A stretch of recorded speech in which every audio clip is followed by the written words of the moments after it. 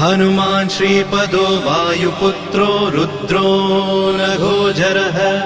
अमृत्यवीरवीरश्च ग्रामवासो जनाश्रयः धनदो निर्गुणः शूरो वीरो निधिपतिर्मुनिः पिङ्गाक्षो वरदो वाग्मी सीता शोकविनाशकः शिवः शर्वः परो व्यक्तो व्यक्तो धराधरः पिङ्गकेशः पिङ्गरोमा श्रुतिगम्यः सनातनः अनादिर्भगवान् देवो विश्वहेतुर्जनाश्रयः आरोग्यकर्ता विश्वेशो विश्वनाथो हरीश्वरः